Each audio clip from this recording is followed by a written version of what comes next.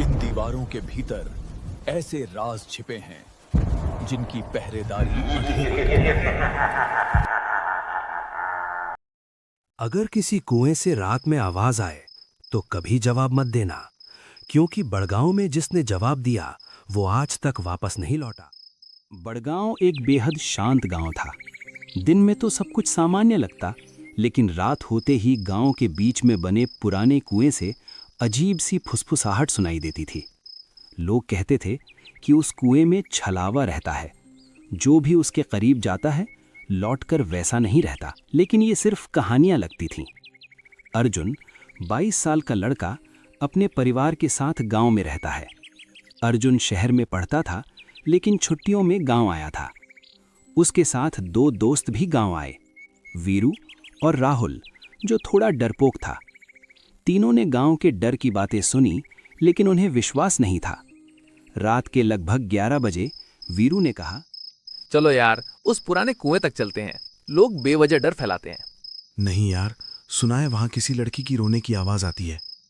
लेकिन अर्जुन और वीरू उसे खींच कर ले गए। कुएं के पास पहुंचते ही ठंडी हवा का तेज झोंका आया और कुएं से धीमी धीमी रोने की आवाज। राहुल डर गया। अर्जुन ने टॉर्च कुएं में झुका कर मारी। नीचे कुछ नहीं था, सिर्फ अंधेरा। अचानक कुएं के पीछे से एक सफेद साड़ी वाली परछाई गुजरी। तीनों घबरा गए। वीरू चिल्लाया, कौन है? लेकिन जवाब नहीं मिला। जैसे ही परछाई गायब हुई, कुएं का पानी खुद ब खुद लहराने लगा। वे दौड़कर लौटे और अर्जुन के दादा के पास पहुंचे। दादा ने गंभीर आवाज में कहा, हमने कहा था उस कुएं के पास मत जाना। 20 साल पहले वहां एक लड़की डूब गई थी। उसकी आत्मा आज भी भटकी हुई है। जो भी आवाज सुनता है वो उस आवाज का पीछा करने लगता है। तीनों डर गए, लेकिन सच्चाई जानना चाहते थे। अर्जुन बोला, दादा, उस रात क्या हुआ था?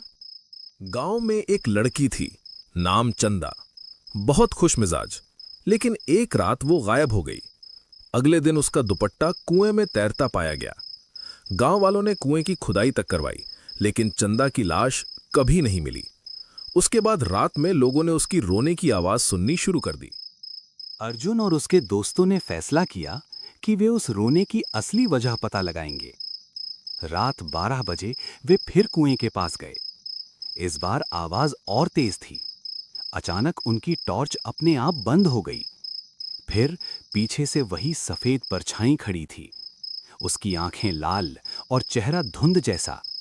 उसने धीरे से कहा, मुझे बाहर निकालो। तुम कौन हो? मैं चंदा नहीं, मैं वो हूं जो चंदा के साथ हुआ। चंदा कुएं में नहीं गिरी थी, उसे धक्का दिया गया था, और जिसने धक्का दिया वो आज भी गांव में रहता है। अर्जुन की रीढ़ में सिहरन दौड़ गई। अर्जुन ने दादा से फिर पूछा, दादा, सच बताइए, चंदा को किसने मारा? दादा ने सिर झुका लिया। उनके हाथ कांप रहे थे। उन्होंने कहा, मैंने नहीं करना चाहा था। वो रात में कुएं के पास आ गई थी। अंधेरे में धक्का लग गया। अर्जुन समझ गया कि सच्चाई छुपाई गई थी। अर्जुन दादा को लेकर कुएं के पास पहुंचा। और जो हुआ वो किसी ने नहीं सोचा था। इसके आगे के पार्ट के लिए लाइक एंड सब्सक्राइब करें।